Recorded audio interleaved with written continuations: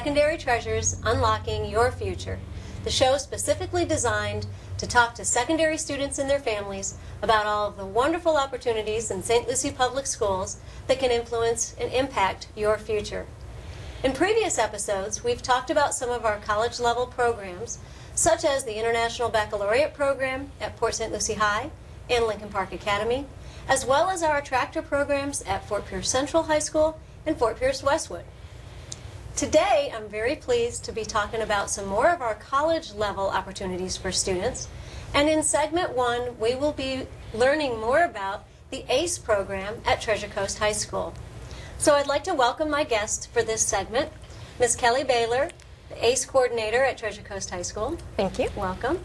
Ms. Chloe Aberdeen at Treasure Coast High School, a current ACE student. Yes. Welcome. Thank you. And William Barr, a recent graduate from Treasure Coast High School and the ACE program. Yeah. Thank you for being with us and coming back from college to visit with us today. Thank you, too. Appreciate it. Let's start with you, Ms. Baylor. You have been part of the ACE program at Treasure Coast High School now, I think, since the beginning. Yeah, pretty and close. You're a teacher in both the advanced placement and the ACE program, and now Correct. the coordinator. Can you tell our listeners just basically what the ACE program is all about? Absolutely. So ACE stands for Advanced International Certificate in Education, and it's a program out of Cambridge University in London. The program is designed to allow high school students to take rigorous coursework and receive college credit for it.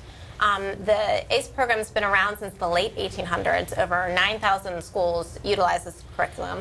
And it's a great coursework for our students because not only is it rigorous coursework, and they learn so much content, but then they have to take that content and analyze and evaluate it. So the skills that they learn through this program just serve them not only in college, but then when they go into the workforce. The other great thing about the ACE program is the flexibility. We have some students who take 1 or 2 classes, and others who really immerse themselves into the program and work towards that ACE diploma. Oh, that's fantastic. It's always good when there's flexibility so students can play to their strengths and take courses that interest them at the highest level. But tell us more about the ACE diploma. What exactly is that? The ACE diploma, and these are requirements. Cambridge recently revised their requirements. So these are for our current freshman and sophomore classes as well as our incoming students. They must pass 7 of the exams, the Cambridge exams, to receive the diploma. There's one requirement, one course that they must take. And this is a relatively new course to Cambridge, too. It's called Global Perspectives. And the course, though, gives students a lot of flexibility within the coursework. They choose an issue that they're interested in to examine that issue and the different global perspectives surrounding it.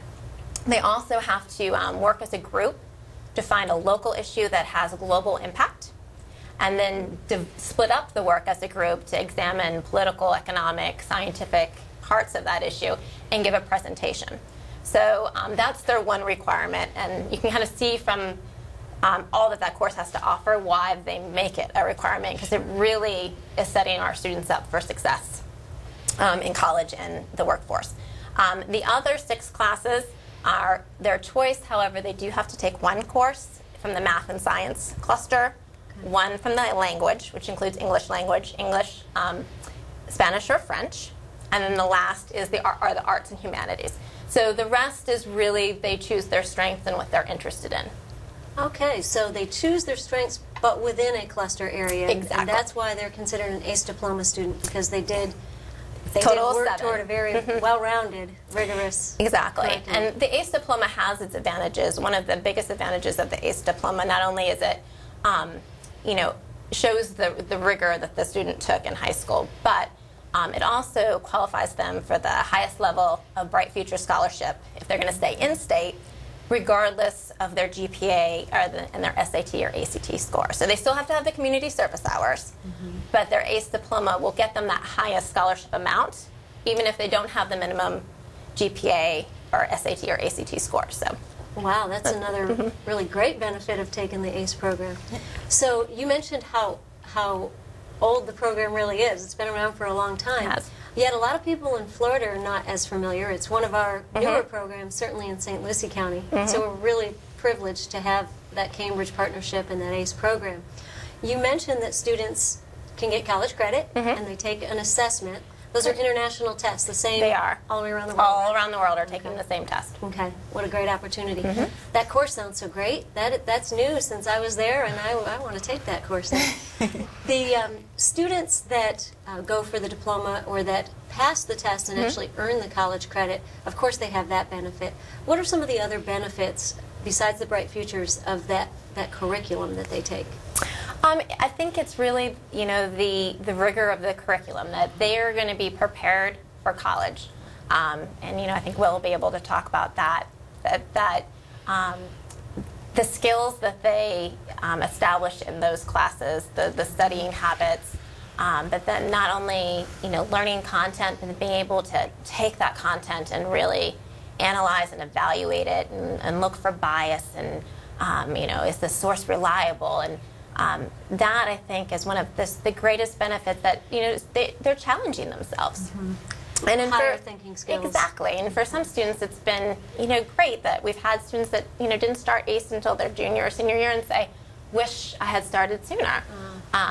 So it gives, a lot of opportunities. Well, I see Chloe's agreeing with you. Let's talk to Chloe about the program.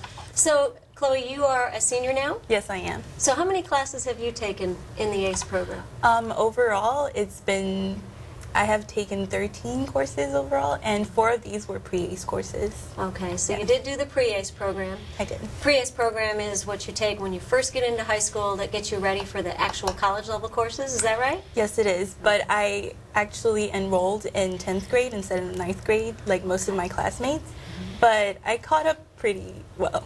Okay, so you've taken some of the assessments already, right? Yes, I have. Okay, and how did you do on that? Where are you now in terms of ACE? I would say that the assessments are all very unique, and that varies through the courses. For example, like she says, the Global Perspective course, it requires you to have an oral presentation, while others only ask you to have a multiple choice test or short answer responses. So all the assessments really vary. Which I think is really interesting, and I enjoy taking tests, which doesn't sound like it's true, but I do like the variety of the exams. Well, I'm the same way. I know it's rare, but that challenge is fun, isn't it? It really is. Yeah. So do I understand correctly that you have earned the ACE diploma? Yes, I have. So you started late, and you're a senior now, and you've already earned the ACE diploma. So I think you're being very modest when you said, how have you done so far? So do you know what your plans are in the future? I do. I want to major in business, and they didn't offer a business studies course in ACE. And so me and my friend in the ACE course, we decided that we should do independent study using the business study curriculum of ACE. Yes. Fantastic. Was that a first? It's not the first time and this is a new trend that we're seeing, that a lot of our students are either continuing on with a course that they've already taken the first half of, or there's a subject area they're just really interested in. They're saying, hey, I want to do independent study and then sit for the exam. Wow. And which just gives them more flexibility. All right. So congratulations to you. Thank you. So in your college plans, have you shared with them that you are an ACE student? Yes, I have. Okay. They have been looking into the credits that they will be able to accept. But overall, most of my credits will transfer, which I'm really happy about. Yeah, that's great. Well, it is so internationally known, and it is weighted, so it does positively affect your cumulative GPA, your weighted GPA, and makes you much more competitive when you apply for college. As William learned, William was an outstanding ACE student at Treasure Coast High School before graduation. So tell us where you've gone on since graduating. I am now at Wesleyan University, which is a small liberal arts college in Middletown, Connecticut. And what that means is its focus is solely on undergraduate programs. It doesn't have graduate programs. So the idea there is to create a big, like a tight-knit community. So Wesleyan has a policy for all of its students. Because they want each of their students to be there for 4 years, they have a policy where they'll accept only 2 courses of college credit that is earned before entering college. So I was only able to transfer 2 of the 10 plus ACE courses that I took. However, if I go to a professor, let's say, and say that I took ACE biology or ACE chemistry, and I don't want to take this intro to chem course, I want to get into a higher level, more advanced course so that I'm more challenged, they can look at that curriculum and say that he's taken the necessary coursework. While he may not get credit for it, we'll allow him to be in this higher level course. So their policy applies to all college level programs, IB, AP, dual enrollment. It's across the board. That's their college policy. Yes, and see, with many colleges, it's specific to the college what their policy is. Right. For all in-state schools, they are forced by law to accept all of your ACE courses. Right. So when you applied there, you were aware of that policy? Yes, I was. So when you were applying to all your colleges, was that a variable for you to look at how they accepted it? Obviously, it didn't affect your decision. Yeah, it was a variable. I ended up falling in love with the school and chose to go there. But I also applied to places like the University of Miami, University of Florida that would have accepted more of my ACE courses. But it was just it was a small factor in like a big decision that you have to make. Right. My daughter did the same thing, went to a private school that didn't accept all of the courses and credits that she had. She told me about a lot of other benefits that she got out of it. Have you found that the ACE curriculum has prepared you for the courses that you're now taking? Absolutely, absolutely. As Ms. Baylor was stating, ACE, the specific curriculum, it really helps you think critically and take ideas from multiple different areas of study. It's very interdisciplinary, which is what college is. You know, if you go to college, you take a class in, let's say, comparative politics, you're going to need knowledge from history, from sociology, from psychology, from a lot of different areas. And ACE, courses like Global Perspectives and ACE Thinking Skills, they allow that like interdisciplinary approach, which is like critical in college. And the writing intensiveness of ACE, the science courses, they're assessed in short answers rather than multiple choice. And that really helps you prepare for college, because the days of multiple choice, while there are still some courses that do multiple choice exams, a lot of exams in college now are either presentation based or short essay or short answer. So that helped a lot as well. They want to see what you know on a much deeper level, and yes. It sounds like ACE prepared both of you for that. Yes. Well, I look forward to hearing great things about your futures. Really exciting to see what you've made of the ACE curriculum. Back to you, Kelly. What is the entry criteria? If we have listeners now that are in 8th or 9th grade and considering this, what would they, as an 8th grader, what would they need to have accomplished already? Because we want to make sure that transition from middle school to high school sometimes can be tough enough as it is. So we want to make sure that they're ready to academically, excel. We suggest that minimum that they have a 3 on the FCAT math and reading and have taken the Algebra 1 EOC and passed. If they haven't taken Algebra 1, we can definitely work with that. But that's what we recommend. And for students who might be in 9th grade or even 10th or 11th grade, we really just look at how are they doing, in their current coursework, and what are their teachers recommending, and how much the student really wants to be in the program. And both Chloe and William did do the ACE diploma, so they wanted the very well-rounded curriculum. However, if a student is, say, weaker in math and didn't accelerate in math, you mentioned that you could work with it. Is that one of the ways you work with it? They become part-time ACE students? Absolutely. I mean, the students will benefit by just taking 1 or 2 ACE classes. And, at Treasure Coast, we're all about, the student and making sure that the student gets the best educational experience that they can get. And if that just means 1 or 2 ACE classes, or like Chloe and Will, getting the diploma. Every student's individual, and so we work with them to make sure we, pick the path that's right for them. Great, and I didn't ask Chloe and Will, but you just led right into it. Did either of you combine AP and dual enrollment, or did you stick completely to ACE? Yeah, I took AP classes, dual enrollment classes, and ACE classes. Okay, all right. All 3, yes. All 3. What about I you, Chloe? took ACE classes, dual enrollment classes, and honors classes. Okay. All together at once. Yeah. That's excellent. That's one of the benefits of ACE is that flexibility, and every student's schedule can look completely different. You're not all in exactly the same schedule, and that's based on your strengths and your interests. So that's great. Is there anything that parents of 8th graders should be saying to their students right now? What should the students do in terms of study skills and habits that will pay off? Yeah, obviously the sooner you start having positive studying habits, the better off you're going to be. So organization, I think, is key, because if you take multiple ACE classes, you're going to have to be organized, and you're going to have to learn how to manage your time. Time management is huge for our ACE kids. So I think that starting that organizational piece, and having the intellectual curiosity. Watch the news, and when you read things that you don't understand, start looking them up and wanting to know more. I think that our ACE students are very independent learners. Yes, and very good advice. Very good advice, and I see both students agree with you wholeheartedly. Yes. Thank you so much for being with us today. Thank I know you. it's been Thank an you. informative Thank you. program for our listeners, and we really appreciate your time. Thank you. Thank you. Good luck to both of you.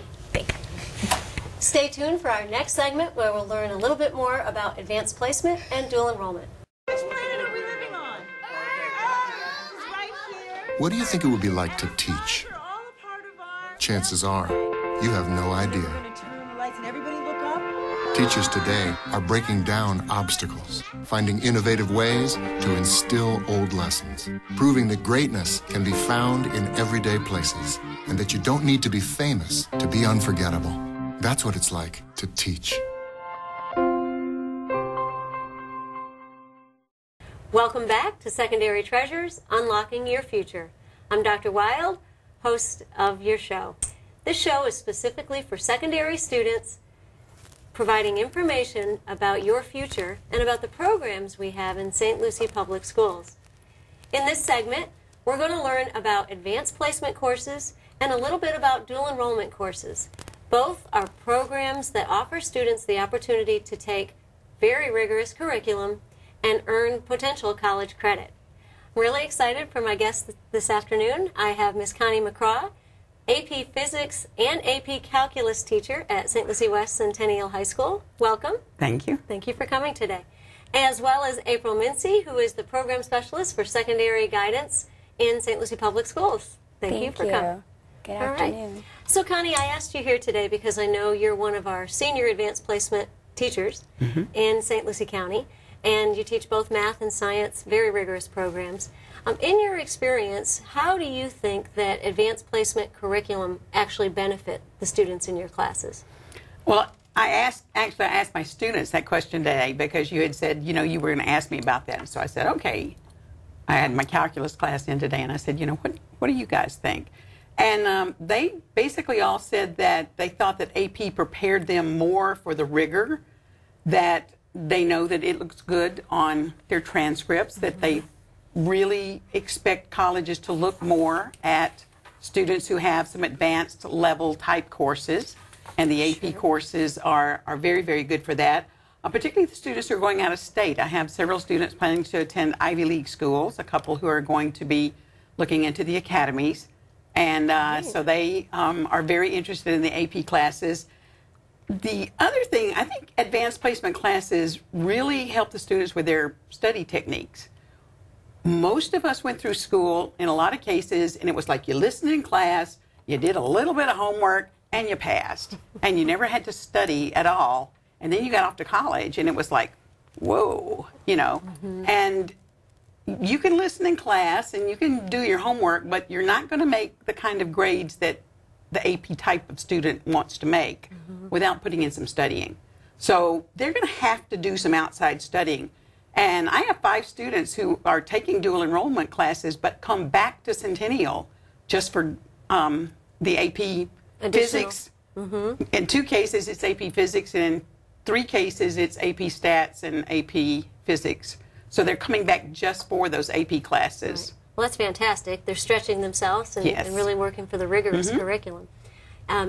Advanced placement is actually a national program with the College Board. We were talking about ACE earlier, which is an international program, but you mentioned something very interesting, and that is that your students combine rigorous curriculum from various programs, advanced placement and dual enrollment. And these students sometimes learn that they have the potential for these courses by using some of the College Board tools, and I'll talk to April a little bit about those. So once they make the decision to get in those classes and you greet them, what do you tell your students that they're going to need to do to be successful in those classes as they begin that endeavor? Well, the best hint I can give them, and at the beginning of the school year, I give my students what I call Ms. McCraw's Survival Manual for AP. And it would work for any AP class because some of the rules are exactly the same. But a big thing is a study group. To form a study group, because the best way to know that you understand and to learn a concept is to explain it to somebody else. And as a teacher, you know yourself. I mean, I think back to starting to teach and I think, why in college did I think this was so hard? Because now the physics and the calculus, it all just made such perfect sense.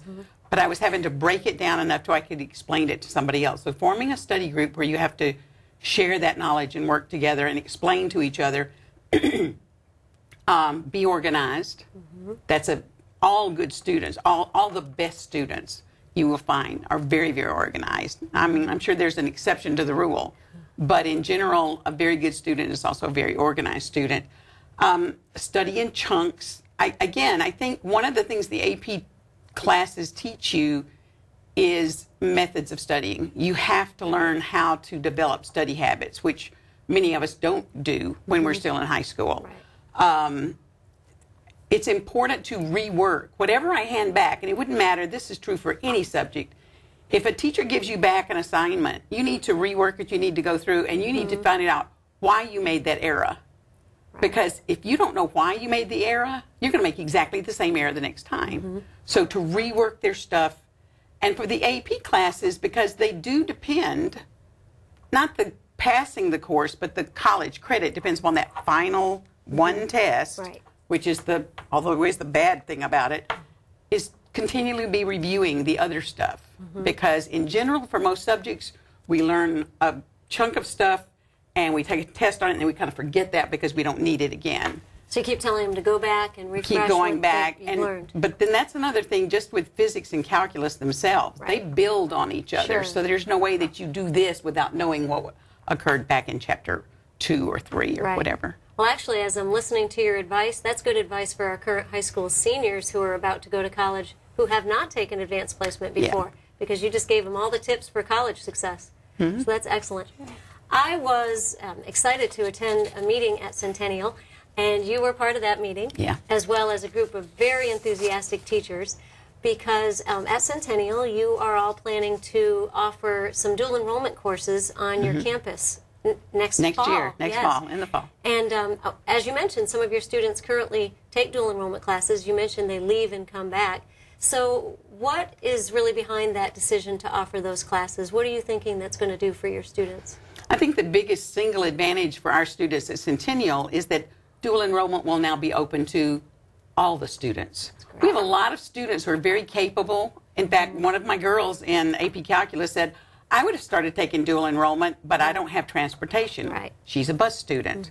So she, is unable to have that means of getting to IRSC. And so I think an important part of growing up is the high school experience. We have had, and you may remember that for quite a few years I was the senior class sponsor. And we'd have a valedictorian and a salutatorian for the class. I had no idea who they were. They had not been on campus in 2 years. And we still have seniors who complain, well, I don't ever get to take part in the senior activities because I don't know what's going on. Well, now, our senior sponsors do a marvelous job with social media and this type of stuff, our website, getting that information out. But they're busy. They don't have time. When you're on campus, you see those things. You can be part of the high school community. You can be part of everything. You can be part of the band, the career and tech classes, the medical academy, the culinary academy, the law academy. We have all of these different programs that we have that sometimes when they're off campus, they can't do that. The extracurricular things, just being a member of the math club because you didn't realize there was one because you're never on campus to do that. So types of courses are you thinking of offering in dual enrollment on campus? Well, the major courses, the major areas we have right now that we are really positive we're going to field are some courses in English. That would be some English comp and an English literature course also, which would be an elective. Fantastic. In mathematics, we're covering everything up through college pre-calculus. Fantastic. And hopefully we'll be adding in the college trigonometry class. In science, we are going to have some physical science classes, also some chemistry and physics classes. And we're hoping to be able to add in the government economics classes. Okay. So, wow, that's quite a roster of classes available to your students. We've created a list of the classes along with like the requirements, because to take dual enrollment, you have to pass the PERT exam. Sure. Or you have to have a concordant score on your ACT or SAT. And so even if they're doing it in the high school, they're still going to have to pass that PERT exam. Sure. So we're that's talking important about information to students. get out to the students, is to let them know that, you know, this is something that you can take a couple of times. We give it on the high school campus, but you could go to IRSC and take it and get those scores, or look at your ACT scores and your SAT scores. Right. Sure. So for your students who meet all those rigorous requirements, they're going to have many more opportunities in the fall. That's fantastic. Well, I'm really glad that you're part of that planning. I was a witness to the enthusiasm, and I'm really grateful for that for the students at Centennial High School. So great. And I know other high schools are also going through the same planning process right now, so that's wonderful. April, let's talk a little bit about advanced placement and the College Board, because you are our contact with our College Board representative. Yes. And we want to make sure that parents and students are aware of some of the tools that are available to them with the College Board. So tell us about some of the tools that allow students to know that AP might be a good option for them. There is a website that College Board offers. The first time they might see it is after they take the PSAT, and they're provided with their results. And PSAT results are on paper, but they're also given the website. And that links to the AP Potential site, which allows the student to go on and see how their scores connected to their interests and how well they did in certain subjects and sections of the exam. And it says if you're interested in this subject, you might want to prepare a little more in this area. But you're looking like your interest and your ability could drive you into this subject. So it helps guide them and encourage them, and it's set up, and it reaches students who, they're trying to reach students who are underrepresented because we're not reaching certain populations of students. So that's one of the reasons they came up with that site, to reach out to different abilities and interests in different subjects. And that's important information for our 10th graders specifically, because it's based on the PSAT that all St. Lucie County students take in 10th grade. And actually they can use that kind of data to help them decide about all of the college level programs, dual enrollment, ACE. That's true. Yeah, they really are all college level, so that's excellent. So when students are making those decisions, one of the things we ask them to look at is which program is the best fit for them. And you're a guidance counselor. What goes into that decision and that advice when you're talking about college level choices with your students? It can be complicated. I was a 9th grade counselor, and I was aware early on that we gave them so much information. And one of my goals as a counselor was to give higher level curriculum opportunity to all students. So we're feeding them AP, ACE, dual enrollment, IB, and it's a little overwhelming. So I have to get to know the student as much as I can on an individual level. Sometimes just a trigger of what college are you going to, or do you have any ideas of where you want to go to, will give me an idea of how to guide them and which program might fit them. But what you said earlier is that a student can dabble in a few different things. So we tend to have those conversations early on about the opportunity and the time that they have. Well, April, I know our next show we're going to talk about college planning. So we can talk a little bit more about those specific decisions. Great. Because they're all influenced by future decisions. Okay. Right. So thank you so much for coming on today. welcome. Connie, thank you for being here. Look forward to seeing you all on the next episode.